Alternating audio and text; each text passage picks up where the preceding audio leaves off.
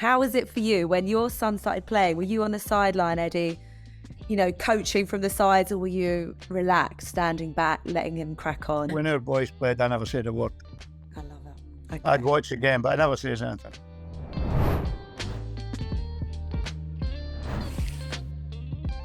Welcome to Behind the Boots, and this is the podcast where Kat and I explore the parent experience of youth football. On this episode, we feel really privileged to be joined by Eddie Gray. Eddie, for those of our members that don't know you, I'm just going to give a little brief synopsis of your history. So this is long. You're a former Scottish international. You're an iconic player at Leeds United, I think your entire career. Is that correct? And you've coached the Scottish international team. You've also managed other clubs. I think I saw Whitby, Rochdale and Hull City. Have I got that right? Yeah, but I never coached the international team. Okay. All right. I'll have to get rid of my research for that. Yeah, you're okay. Kat, I played international football, but I never managed it. Okay. Okay. But aside from that, I mean, this is pretty amazing. The genetics in your family in terms of the football genes. So your son, Stuart, played football. Your brother played football.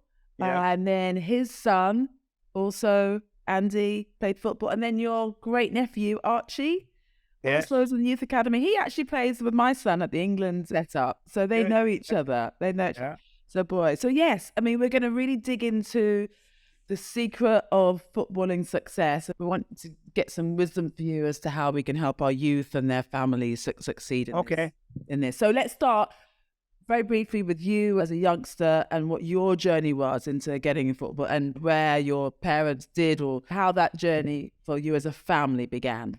Well, funny enough, when I was younger, I played football a lot, but I never ever thought about becoming a professional player. I mean, when I was young, I used to go and watch Glasgow Celtic. I was a Celtic fan. My dad took me to the games, but I could never have envisaged myself playing at that time. And it was something that it just evolved through my school years. I played for the school team. I also played, for a little club team called Glasgow United, and that was a good experience. But it was all at youth level, and obviously when you go to school in Glasgow, if you're going to progress, the first thing you do is get into the Glasgow schoolboy team. I played for the Glasgow schoolboy team and I played for the Scottish schoolboys. Being in those days, until a lot of scouts came knocking on the door, and that happened on a regular basis when I was 14, 15 to my mum and dad's house in Glasgow. I never really thought about becoming a player. I just wanted to play the game. And then you get a little bit older, you get picked for the Scottish schoolboys, and clubs start coming to the door, scouts and managers, different people for football clubs. And it's only then that I started thinking about becoming a professional footballer, really. Because, I used to watch them, as I say, on the pitch, and you could never imagine yourself stepping out in front of 60, 70,000 and playing football, but that's how it happens to players. It's a little bit different now. Now, I've got a few grandsons that are at the academy. My brother's got grandsons as well at the academy. And that happens for them from an early age now. 6 and 7 and 8 years of age, they go to academies. And it wasn't like that when I played. There wasn't any academies. So it's a little bit different for young boys now. Yeah, they're coming out of the womb wanting to be professional footballers. Well, and sometimes, I mean, I think it's great that the academies are up and running, but there must be a lot of disappointment for a lot of young players, and that's a difficult thing to deal with. I think. I mean, they may go to the academies for the 7 years of age to the 16, and be at the academy all the time, and then at the end of it, be told that the club are releasing them. That's difficult for young people, I think. And that's why I think the academies are great, but there's also, I think, a little downside to it. And the downside is that a lot of the young boys growing up for the 7 think they're going to be professional footballers. And they're actually playing in, basically a professional environment, because they're up training at their parks, they see the players and They get up there and they play games against other clubs now. You know, that never happened before. You know, when I joined the ground staff when I was 15, we were in a league and we played against teams. But it happens now with boys that are 7 and 8. Yeah.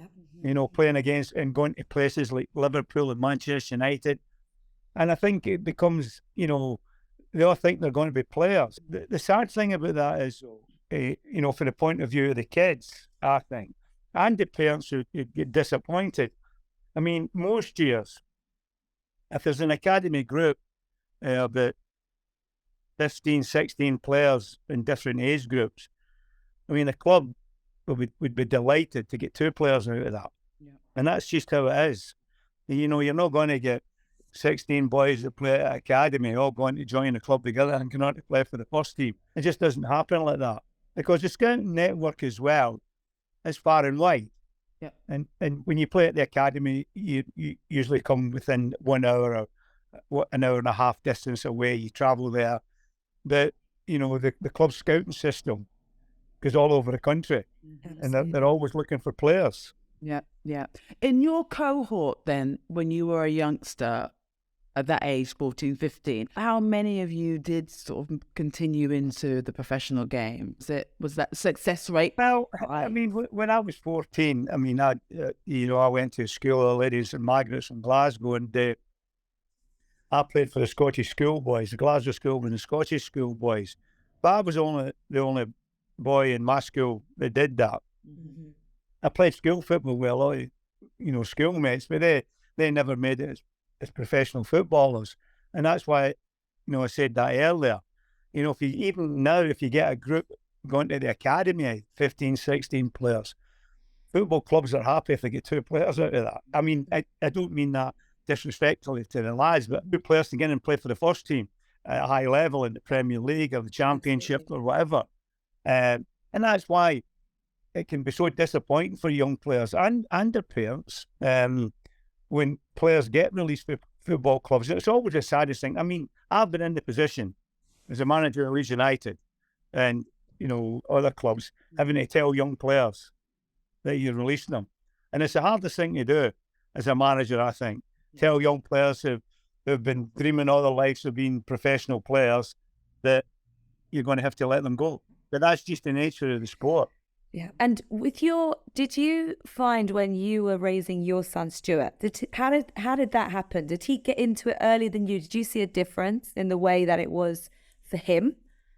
Not really. For the point of view, I mean, I played, you know, for the Glasgow schoolboys when I was 13 and progressed to play for the Scottish schoolboys. And, you know, Stuart was down here and he played for the Leeds schoolboys and he went up to Glasgow Celtic.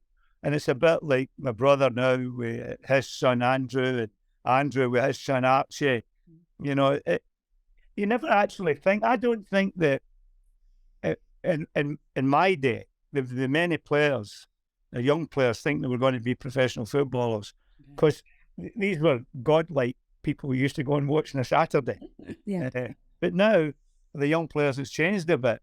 And that can even be more disappointing, I think, for players because they're working they're playing in an environment where they're training 2 or 3 times a week at the academy. They're playing for the academy. They're going to play clubs like Liverpool, Manchester United, Manchester City, the top clubs. And then when the crunch comes, if they're not good enough and somebody's got to tell them that they're not good enough to play for the football club, that's a huge disappointment to young people. But it's something it's not something anything new. It's happened throughout the years. Yeah. I mean, even when I joined the club, you know, when I was 15 back 1962, 63, there'd be a group of about 14, 15 years, you know, maybe 16, 18 young players from all over the country. And maybe only about 2 or 3 for that group would progress. And I don't even mean 2 or 3 for that group to progress into the first team at, say, Leeds United. They just progress to become players, even further down the leagues. And it's very difficult because, you know, you go and watch young boys playing or you see young boys playing on a Sunday or a Saturday and you look at how many players and how many games there is in football pitches all over the country. And all the boys want to be professional footballers at some stage. And then they get the disappointment. So that's what it's hard for the young players, and also hard for the parents to try and, make the kids realise that no, everybody can just go and play football at the highest level. Absolutely. I suppose that's what we're really interested in, that kind of journey for parents, because they can get very engaged, very invested in the process. Did you find you did that with your son? How was it for you when your son started playing? Were you on the sideline, Eddie, coaching from the sides, or were you relaxed, standing back, letting him crack on? When our boys played, I never said a word. I love it. Okay. I'd watch the game, but I never says anything. I don't think, and I think the players play the game, they love it, and if they're going to be good enough, they'll come through, especially nowadays with the coaching they get at academies. I remember when I was 14, going to watch the Scottish schoolboys play against England at Ibrox, and it was the first time I'd ever seen Peter Lorimer play, because Peter was a year older than I, and he played with the Scottish schoolboys a year before I did. And even that night, I can still remember it to this day. I couldn't believe how good he was. But he stood out for the crowd, in that Scottish schoolboy side. Him and another player that came to Leeds, Jim McCalliel, who went on to play for Scotland. Jim left and played for Chelsea and a few other clubs. The quality that they showed is the type of quality you need if you're going to be a professional footballer. And and even when players join the club, as I said earlier, that can be the sad thing. They may be at the club for 2 years as apprentice professionals or whatever now, and then at the end of that, they're told they're not good enough. And it's a difficult thing for a young boy and the parents to take, because they've got ambitions for their kids, and they can see how much the kids want to be professional players. And it's not just boys now, it's girls as well. Absolutely. I've got a granddaughter, she loves the football. She plays in a team, and I love it. A little Gray. I love that. You've got an amazing football family. But she's a good player. But even more difficult, isn't it? More difficult for women's football in that sense, and for young. Well, it's getting a bit easier for women's football. See, I've got a couple of granddaughters that play in the tournament, and they're good. They can play, but you just don't know how far they can go. Yeah. And it's exactly the same with young boys. Yeah. As we said earlier, we've got a few kids and grandkids that are at the academy, but it's when they get to a certain age, if they progress, you can then tell how good they're going to be if they're going to make it. Yeah. Now, at this stage, you look at them and think, yeah, they've got a chance. But a lot of boys, their parents will be thinking that. But it's when you actually step into a professional football club, and you're playing against your peers, boys that come from all over the country that can play the game. You're playing against older people as well. So that's when the real talent starts to stand out. If you can play, it's all right playing with boys that, and the thing about it is, at that age, kids that are 13, 14, the physical aspect of the game comes in a lot. But when you get a little bit older, some boys find they can dominate, and their age group when they're 14, 15. But then when they get in and they're playing with men and against men, it becomes a little bit more difficult then. Physical power and strength at that age means a lot when you're actually playing a game of football. And that's why clubs, they've got great scouting networks, just looking for physical power. They're looking for, obviously, boys that are athletic, but have that talent as well. When they grow stronger and they get a little bit older, they're going to come through. And what do you think? Like, how is it? What would you have said to your son when he was going through and maybe faced highs and lows? And well, funny enough, I'll never forget when I joined the club when I was 15. Just a little example, and we had a centre forward, the first team player. He scored a lot of goals for Leeds, Jim Story, in the old first division, the old championship, to help Leeds to end the big leagues. And I remember Jim coming up to me, and I was only 15. He says to me, "Eddie, I've heard you say it'll not be long before you're in the first team here." And I says to Jim, "I never said it. I says, but I don't think it will be. And Jim Story says to me, Eddie, that's the way to think. So you've got to have a toughness when you go to a football club. Because the thing about football is there's only 11 people can actually start again. Now, if you're a young boy and you're coming into a football club, you want to progress, and say you say you play in a certain position. The player that holds that position in the team doesn't want you in the team. He wants to stay in the team himself. So that's where you've got to have a mental toughness. I mean, it's no, when you go to a football club, it's not all open arms, oh, you come in, welcome, you know, because you can be taking somebody else's livelihood away, or maybe not their livelihood in this day and age. Back when I played, it was important to be in the team for bonuses. Now, it's a little bit different. There's a bit more money in the game, but players still want to play. Yeah. And if they see young boys come into the club, they'll be thinking, well, they don't just come in and say, oh, you can take my place, you're a better player than me. It's not like that. You've got to be mentally tough. Yes, correct. Exactly right. In terms of like, so parenting perspective, so how your parents either got involved or motivated or helped, those sort of talks to you, how does that differ to what you would have done for Stuart when he was playing? Like, how did... I never used to say a lot to Stuart, and my mum and dad never really says anything to me. What was my dad would do when I was younger? He would tell me all the bad things I'd done. But the only thing about that is that, and for whatever reason, and I don't know the reason, I mean, my dad played a little bit of football. When my dad got wounded in the war, the Second World War, that curtailed what he could do in football. But obviously my dad was a decent player, and I don't know why I could play. It just happened, you know. And then I must be honest, when I left home when I was 15, my brother Frank was only 7 or 8, but I knew Frank was going to be a player right away when he was 6 or 7. He just had that talent, how he approached the ball.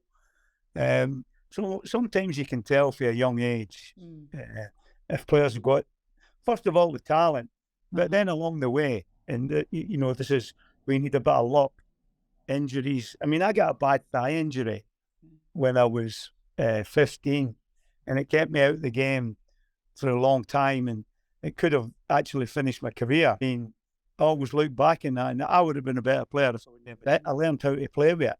But I was lucky, I think, because I'm not being boastful, but I had the talent to play with this, you know, and learn how to play with it. So when a lot of young boys go to the football clubs and they can get an injury, it sets them back, it can ruin their career. That's the thing that parents have got to realise, you know, that, you know, even though their boys go to the academy for a lot of different reasons, they might not make it. They might make it, you know, somewhere else, or you know, I think a few boys, when they go to football clubs, and it happened when I was younger, I could sense that a few of the young boys that were on the so-called ground staff with me as apprentices, when they got there, I don't think they thought, this isn't really for me. It's too hard. And that's the one thing about playing football, is that you've got to have the courage to make mistakes and keep trying to do the things you think's right on the football pitch. I mean, that's what I used to say to young boys when they were playing. You know, when you walk out, it's a bit different for playing in a field and walking out to play in front of 50, 60,000 and making a mistake and still trying to do the things you think are right. It's right in the game. And that can be the hardest thing. I mean, over the years, I've seen young boys at Elland Road, a lot of talent, and they'll go out and they'll play and they have a disappointing game. And the one thing in football, you've got to be able to put up with the crowd having a go at you. Because if you make a mistake, the crowd are going to groan, you know, or you go on to you. And you've got to be able to put up with that. Now, a lot of boys can, but some can't. And they're the players that will eventually give way, because it's just having that, you know, the things that I was always taught when I was younger was the 3 C's. Concentration level when you go in the park, confidence in your ability and the courage to use it, And that last one's the most important, the courage to use your ability. I love that. It's, he who dares wins, isn't it? It's like, you've got to dare to do it. Just go for it. Yeah, you got to have confidence to say, in your ability. And a lot of players have confidence in ability, even young boys who were on the ground still for me. But some of them might not have the courage to go out and do it in front of 30, 40, 50,000. I mean, when I first played, you get crowds of 50,000 at Ellen Road. That's a big crowd, and you got to be able to cope with that. I mean, I made my debut when I was 17, against Sheffield Wednesday at Ellen Road, and there was a huge crowd at the game. But I was pretty fortunate. I was playing with decent players. We beat them 3-0, and I scored in the game.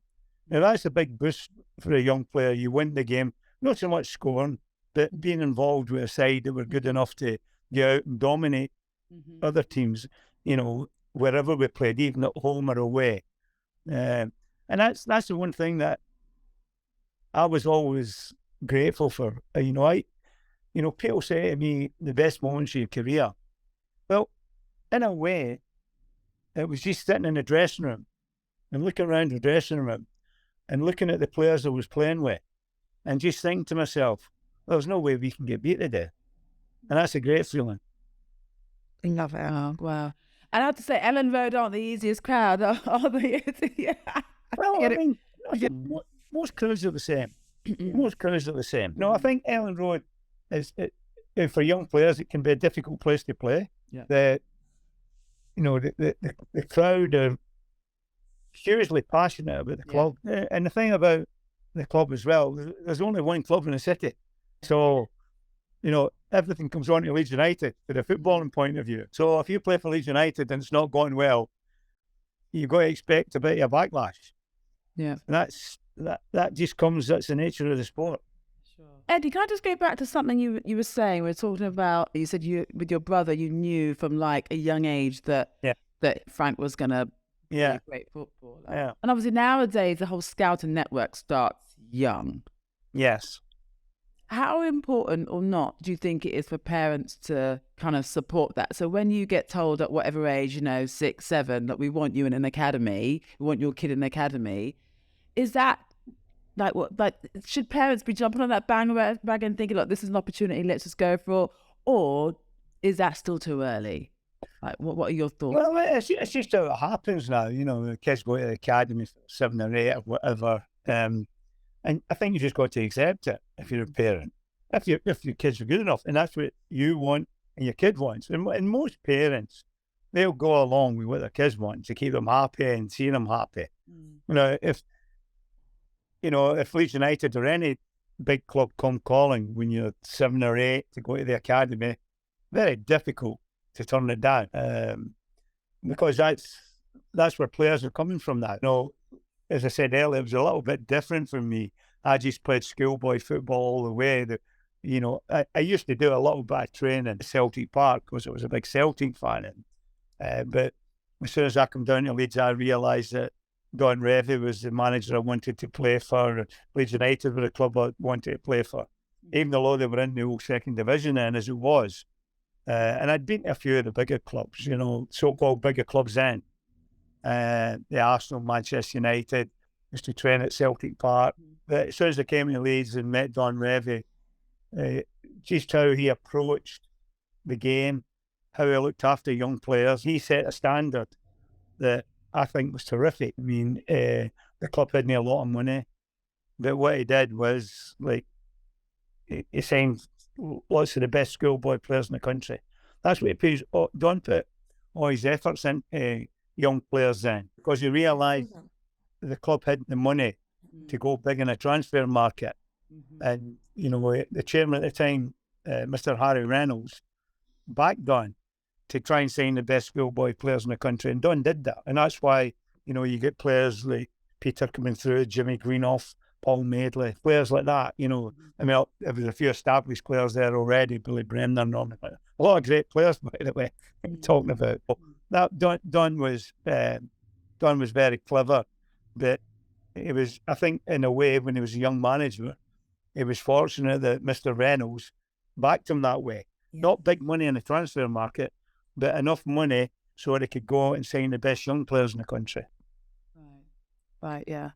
But you were 15 when you went into the professional setup, right? Yes. So I left home when I was 15. Right. So do you think it's any different? Obviously there are still youngsters wanting to be professionals. They're not in an academy at 6, 7, 8, 9, 10, 11. Like, what do you think is the difference that allows them to still get there? Like, and I know that the academies are where it's at and where you end up transitioning into before going. Some boys. I mean, the thing about at that age, when boys are 7, 8, the physical aspect can come into a lot. Some young boys, don't grow to their 13, 14. Yeah. But they'll have talent. But that talent might not shine through then because they're not physically strong enough. But once they get to a certain age, and if they've got the talent, there's always an opportunity for them.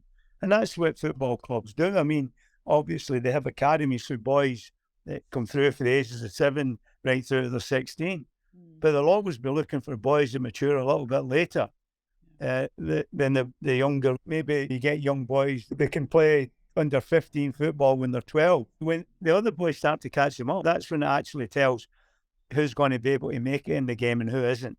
And when you say talent, Eddie, like when you look at a young player playing, what is it?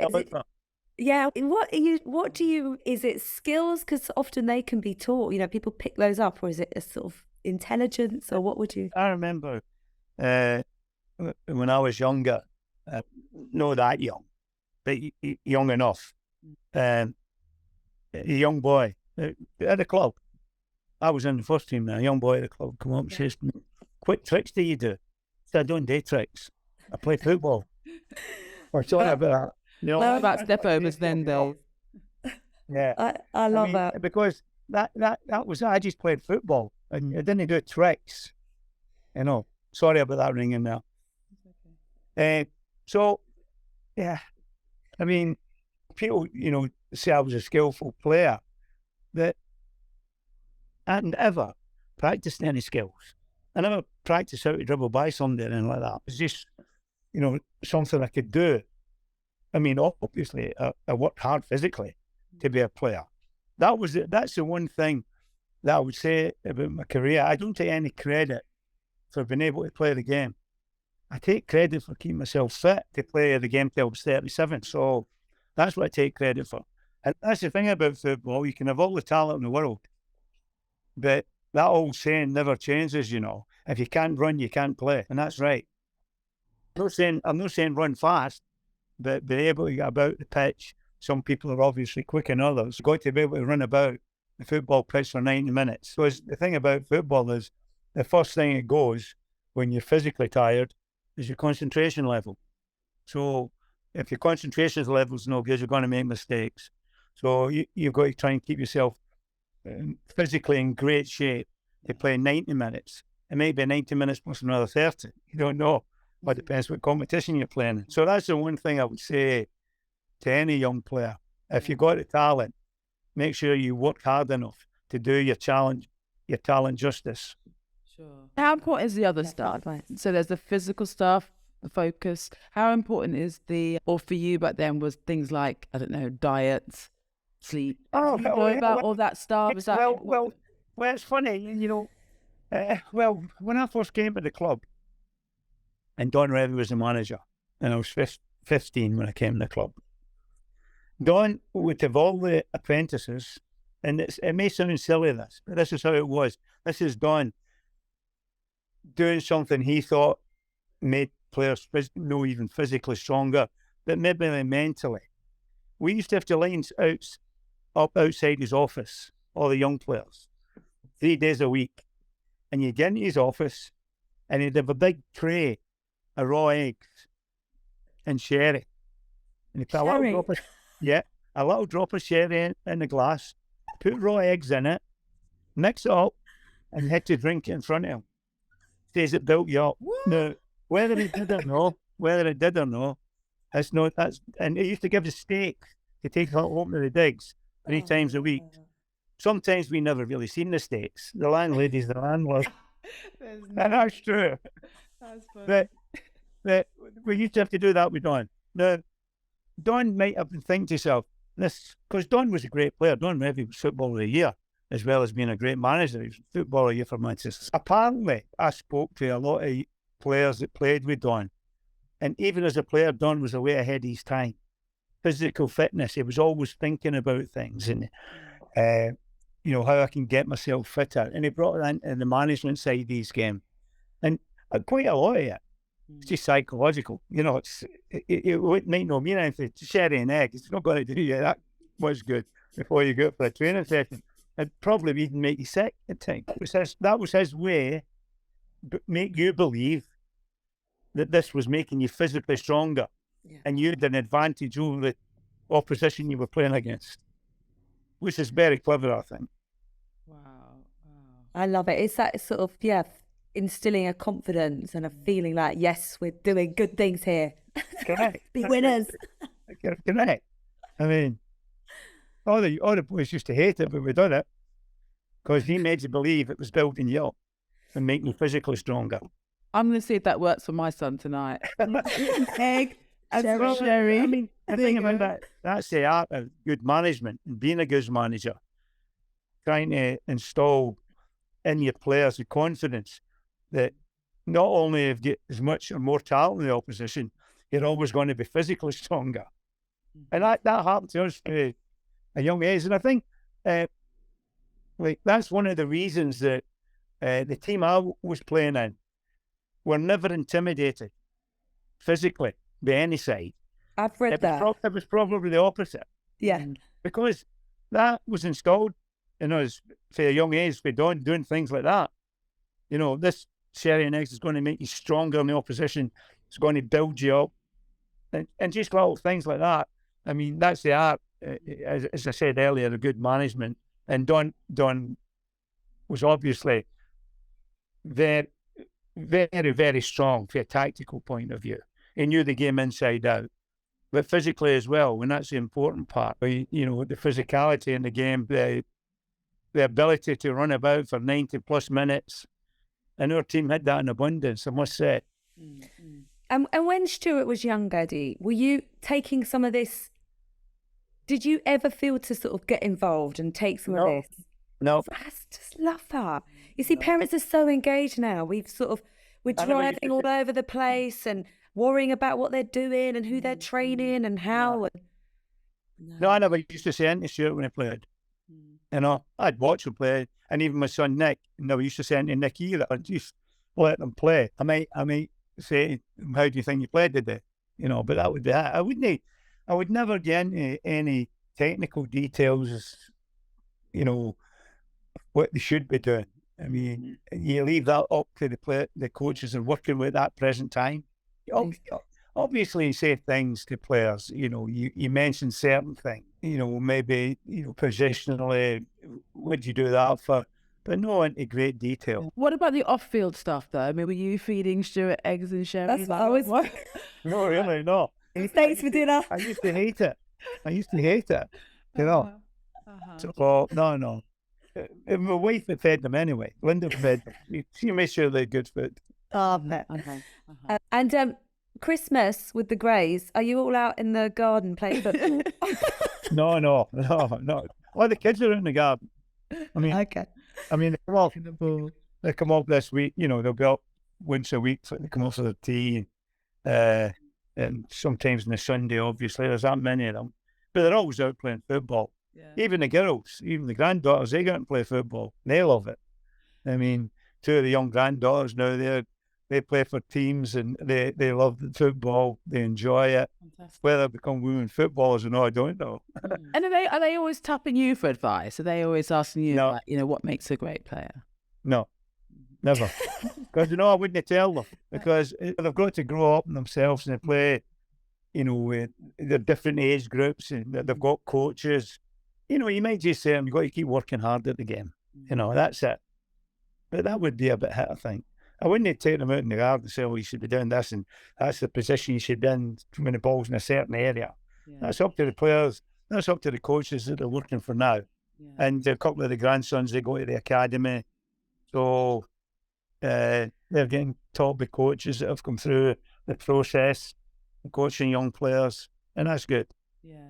And does that run through your family in terms of like Frank with his son and Andy with his? Exactly the Are same. they sort of stand Exactly the back? same. Yeah, exactly the same. That's really interesting, actually, and that's something that I think that parents will be able to take from, because it seems to be hard these days, Eddie, to not be that engaged and entangled parent, and I think clubs struggle with that. Why? Clubs struggle with that a lot. We're all mad, Eddie. We're all mad. You come to a grassroots with me, it's on the sideline coaching. I think the thing about it is maybe I'm a little bit different. Not just me, but certain people that have played the game. Maybe a little bit different. I can understand parents going to games and watching their kids, and they're that desperate for them to become professional footballers. You know, they could get carried away. Does that do the kids any good? I don't know. If the kids are good enough to go to the academy, you leave it up to the coaches at the academy and the people that are running the football club up there, because they're the professionals. I mean, honestly, there's so much wisdom in that, because I'm on the sidelines of just grassroots. There's no academies happening. And I tell you, the emotions of football is one of those games as well. I mean, sitting in Ellen Road, it's so emotional. Yeah, but that's the thing about football as well. It's the same, as a parent, but it's exactly the same when you're a player. You got to keep hold of your emotions, because if you didn't, there's some games, teams would end up playing five-a-side because with that many players getting sent off, or, if you got a bad challenge, and you clatter somebody. It's so easy to do in football, but it's just like watching a game of football as well. You've got to try and keep control of your emotions and leave it up to the people that are in charge, That's a great point. Yeah. But I just think that I can understand, I'll be honest with you, I can understand how parents sometimes get a little bit carried away, because it is a great life to be a footballer. And a lot of parents will want the best for their kids. So you can see them getting carried away and maybe a bit overzealous at times when they're watching games. But I can understand that.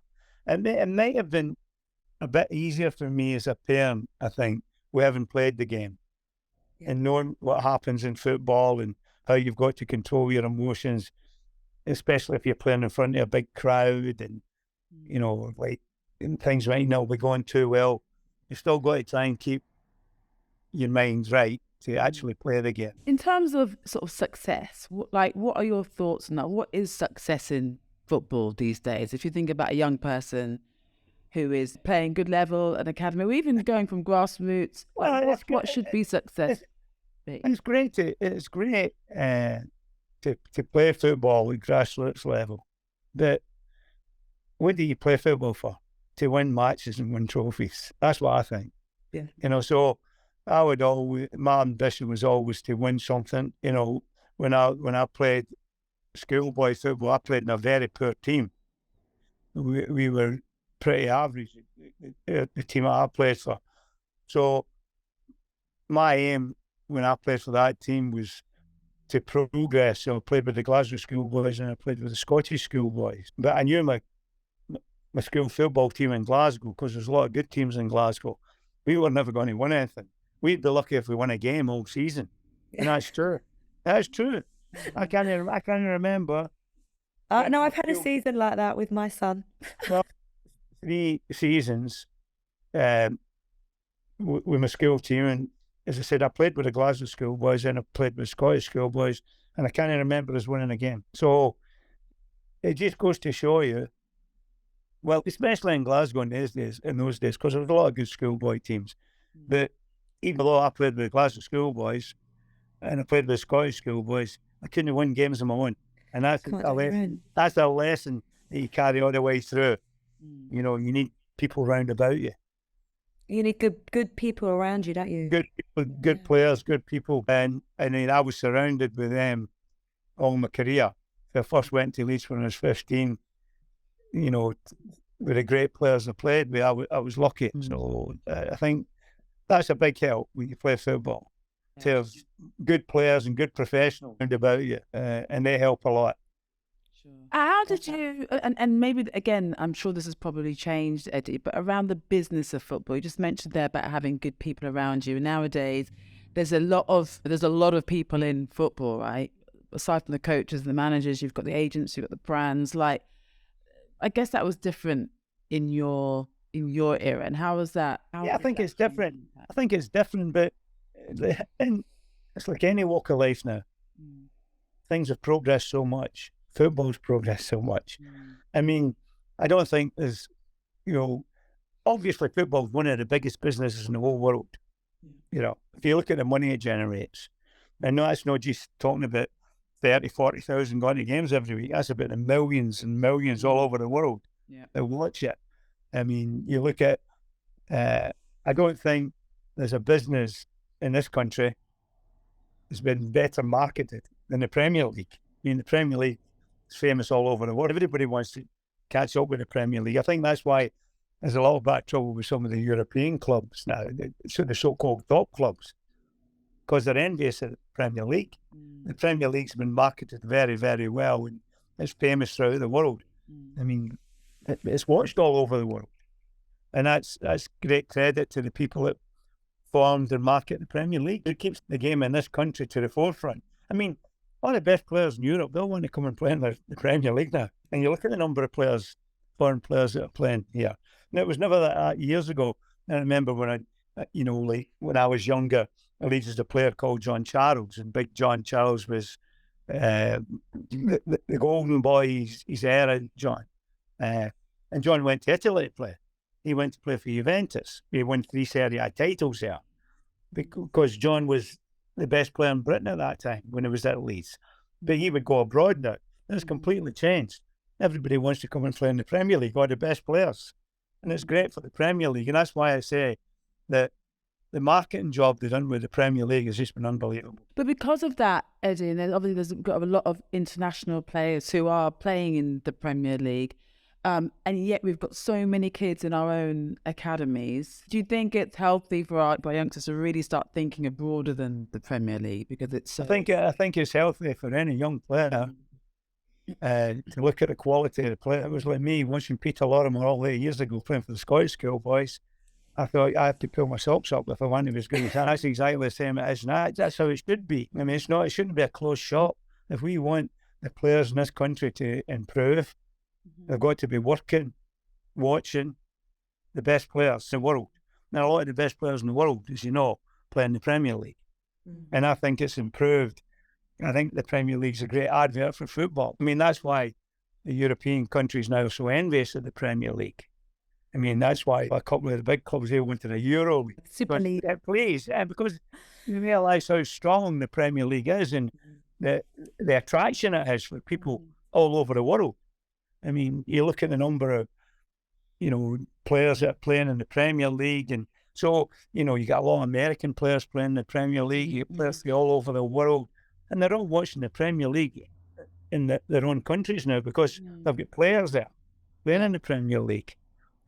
That's why I said earlier, I mean, I think that's why a lot of the clubs now, the so-called bigger clubs in Europe, they want this Euro League, a Super League. The Premier League doesn't need that now, which I think is great for this country. Yeah, the fans didn't want it. They don't want it. We don't want it.